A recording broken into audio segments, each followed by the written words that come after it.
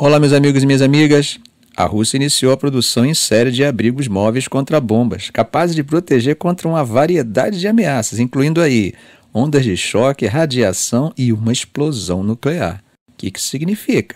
O Instituto de Pesquisa do Ministério de Emergência afirmou que o abrigo chamado de CUBE-M pode oferecer proteção por 48 horas contra esses e outros perigos naturais e artificiais. Esse anúncio da produção em série de abrigos móveis pela Rússia, com capacidade de proteger contra uma ampla gama de ameaças, incluindo ondas de choque e radiação nuclear, é um reflexo das tensões globais crescentes e da sensação de vulnerabilidade que começa a pairar sobre a população e sobre os governos. Esses abrigos, chamados CUBE-M, são projetados para oferecer proteção por até 48 horas contra perigos variados. Eles protegem de explosões de armas convencionais até produtos químicos perigosos e incêndios. Na prática, eles se parecem com aqueles contêineres reforçados e possuem 2 módulos, um espaço para 54 pessoas e um bloco técnico.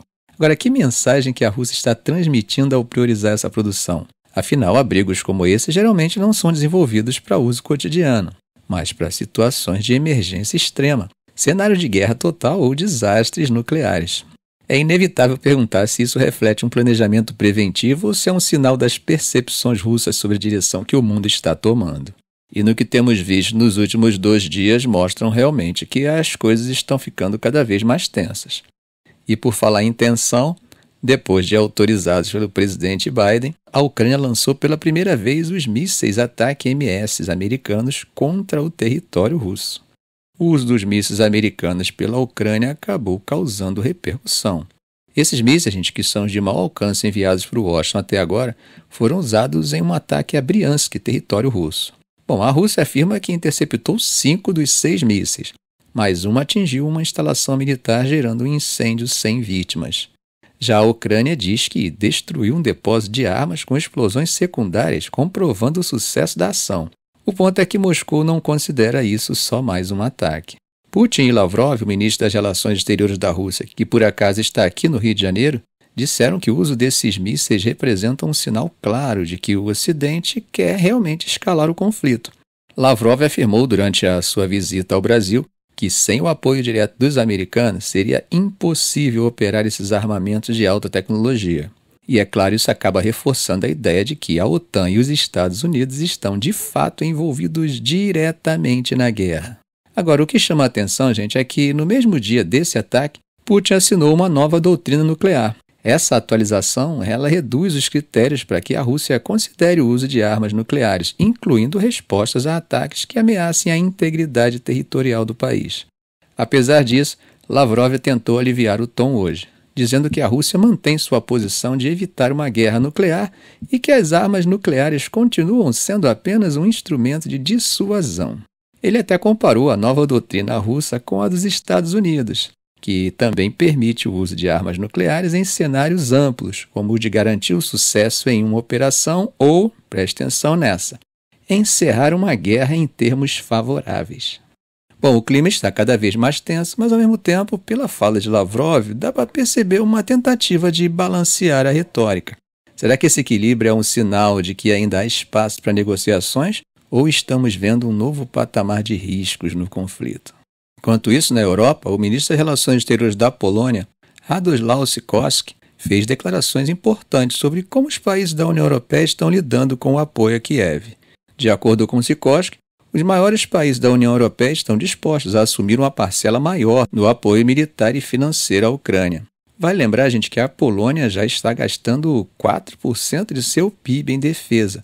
Um número bem expressivo, na verdade o dobro do que é exigido pela OTAN. E Sikorski já apontou que outros países precisam fazer mais para alcançar esse nível de comprometimento. Durante uma coletiva de imprensa em Varsóvia, ao lado de outros ministros europeus, ele destacou que a cooperação entre Europa e Estados Unidos é importantíssima para a segurança e prosperidade da comunidade euroatlântica. Segundo ele, só com laços transatlânticos fortes será possível enfrentar as crescentes ameaças vindas da Rússia e de outros países. Ele também chamou a atenção para a necessidade de uma distribuição mais equilibrada dos custos de segurança entre os membros da OTAN e reforçou que a Europa precisa assumir mais responsabilidade pela sua própria proteção. Outro ponto que ele levantou também, gente, foi as discussões com a ex-primeira-ministra da Estônia, Kaja Kallas, que em breve vai assumir o cargo de alta representante da União Europeia para assuntos externos, substituindo o Joseph Borrell. Eles conversaram sobre aumentar o apoio à Ucrânia e Sirotsky expressou gratidão pela disposição dos maiores países da União Europeia em aumentar essa ajuda. O Reino Unido, por exemplo, deixou claro que vai continuar defendendo o envio de apoio à Ucrânia. O primeiro-ministro britânico foi firme e disse que Putin não pode vencer essa guerra. Ele ainda foi questionado sobre o fornecimento de mísseis Storm Shadow para ataques em território russo. E sabe o que ele respondeu? Disse que o Reino Unido dará à Ucrânia o que for necessário pelo tempo que for necessário, mas que não irá discutir questões operacionais. Qual seria a razão para isso, gente? Ele explicou que qualquer detalhe dado publicamente só beneficiaria Putin e prejudicaria os esforços ucranianos. Aqui no Rio, durante o G20, ele se reuniu com líderes de peso como Xi Jinping, Moody e Biden, e reforçou a necessidade de mais apoio à Ucrânia. Segundo ele, essa guerra não afeta só os ucranianos, mas o mundo todo. Por isso, ele disse que é vital colocar Kiev na posição mais forte possível para vencer. Mudando apenas o palestrante, Zelensky discursou no Parlamento Europeu, marcando o 1000º dia desde o início da guerra em fevereiro de 2022. E ele também fez um discurso na Verkhovna Rada, que é o parlamento ucraniano.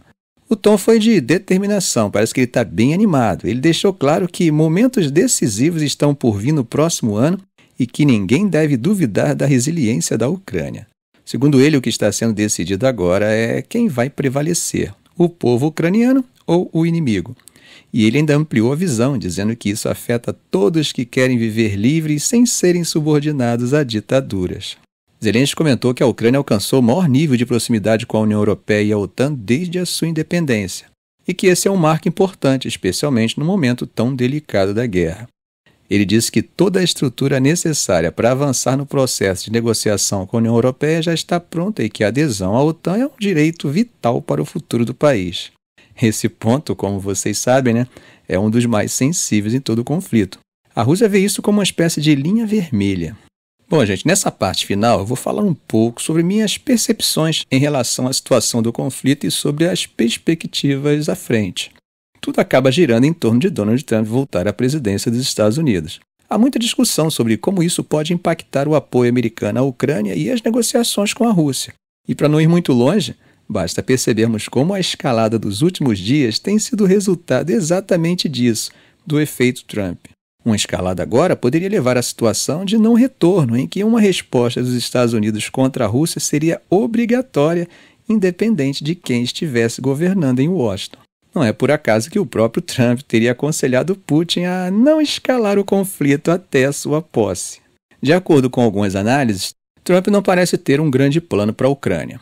O instinto dele, segundo dizem, é evitar se aprofundar ainda mais no que ele pode entender como um desastre iminente por lá.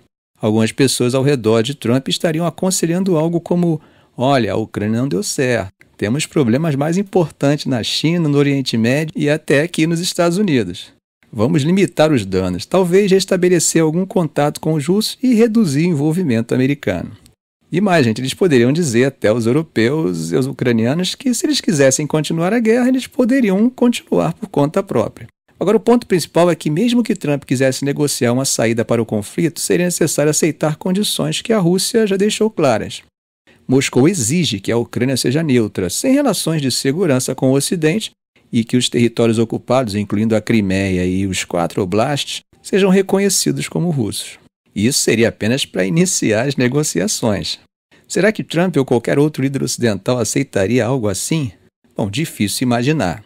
Além das questões políticas, há também uma percepção de que, mesmo que Trump ou outra liderança ocidental quisesse negociar, seria muito difícil encontrar um ponto de consenso entre as partes.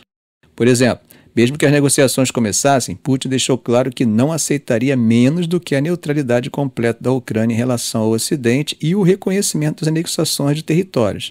Do outro lado, tanto a Ucrânia quanto os Estados Unidos dificilmente aceitariam essas condições. Aí surge uma questão importante. Será que essas conversas levariam a algum resultado prático? Muitos acreditam que não.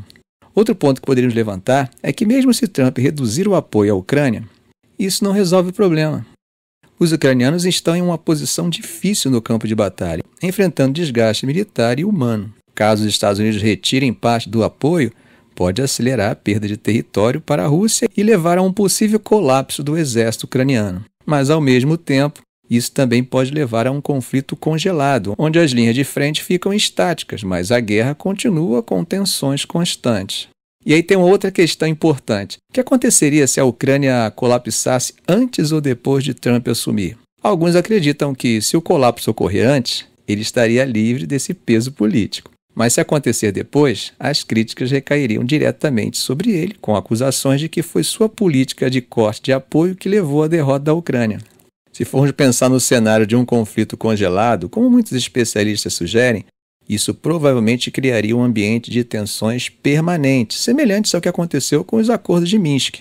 Lembram? Lá em 2015, as linhas de frente foram congeladas no Donbás, mas com o tempo o Ocidente continuou apoiando militarmente a Ucrânia, e isso acabou culminando no conflito atual. Muitos temem que algo parecido aconteça de novo. Por outro lado, há quem argumente que um congelamento das linhas de frente, com algum tipo de compromisso de que a Ucrânia não entraria na OTAN por um período de 20 anos, poderia dar um respiro para ambas as partes. Mas será que isso seria suficiente para convencer os russos? Eu acredito que não. A Rússia, especialmente depois de todo o custo humano e militar dessa guerra, parece mais inclinada a consolidar suas conquistas territoriais e garantir que a Ucrânia não tenha capacidade de se rearmar no futuro. Outro ponto importante que surge é a falta de confiança entre as partes. Moscou deixou claro que não acredita mais nas promessas do Ocidente. Eles citam os acordos de Minsk e as negociações em Istambul como exemplos de como sentem que foram enganados. Isso acaba reforçando o incentivo para que a Rússia avance o máximo possível agora, tentando tomar mais território e enfraquecer a Ucrânia ao ponto de torná-la um Estado incapaz de representar qualquer ameaça futura. E do lado ocidental, bom, há uma divisão. Alguns países, como o da Europa Oriental, defendem uma postura mais dura contra Moscou. Outros, especialmente os países da Europa Ocidental, começam a demonstrar sinais de desgaste, tanto econômico quanto político, devido aos altos custos do apoio à Ucrânia. Isso não é só uma questão militar, nós estamos falando do impacto econômico, político e até social, considerando a pressão de eleitores que questionam por quanto tempo isso vai durar. Nos Estados Unidos, a situação também é delicada. Trump, ao retornar à presidência, pode pressionar pela redução do apoio à Ucrânia, como já deu indícios de que vai fazer, mas isso não resolve o problema maior, os interesses estratégicos americanos na Europa. Se os Estados Unidos recuarem, o peso recai sobre os europeus. E será que eles têm capacidade ou vontade de sustentar a Ucrânia sem a liderança americana? Parece bem improvável, né? Do lado russo, os incentivos para continuar avançando são claros. Como Lavrov mencionou em uma ocasião recente que comentamos em um dos vídeos do canal, Moscou acredita que qualquer promessa do Ocidente não será cumprida. Isso inclui compromissos de não expansão da OTAN ou congelamento das linhas de frente. Assim, a Rússia pode tentar conquistar mais território agora, especialmente em áreas estratégicas como Odessa, transformando a Ucrânia em um estado ainda mais fragmentado e enfraquecido. O problema é que, mesmo se Moscou conseguir atingir esses objetivos, as consequências podem ser difíceis de lidar. Um conflito congelado poderia trazer instabilidade não só para a Ucrânia, mas para regiões vizinhas como Moldávia e até parte da Europa Oriental. Isso seria um cenário de tensão constante onde qualquer incidente pode reacender o conflito. Será que algum acordo de paz seria possível? Bom, há quem defenda uma solução tipo coreana, né? Ou seja, a gente congelar as linhas de frente e manter a Ucrânia fora da OTAN. Mas isso depende de muitas concessões de ambos os lados. A Rússia teria que aceitar não tomar mais territórios, enquanto o Ocidente e a Ucrânia precisariam reconhecer, ao menos tacitamente, o controle russo sobre áreas ocupadas. Será que isso é viável politicamente? Tanto para Kiev quanto para Moscou parece improvável. Outro ponto ainda seria limitar o tamanho e o poder do exército ucraniano, algo que Moscou provavelmente exigiria para evitar que o país se rearmasse no futuro. Mas isso deixaria a Ucrânia ainda mais vulnerável, algo que Zelensky e seus aliados dificilmente iriam aceitar. Ficamos por aqui. Se esse vídeo foi útil para você, faça um comentário, compartilhe em suas redes sociais, dê um like. E é claro, se ainda não for inscrito, inscreva-se no canal e ative o sininho para não perder os próximos vídeos. Ok, gente? Um grande abraço do professor Arão Alves.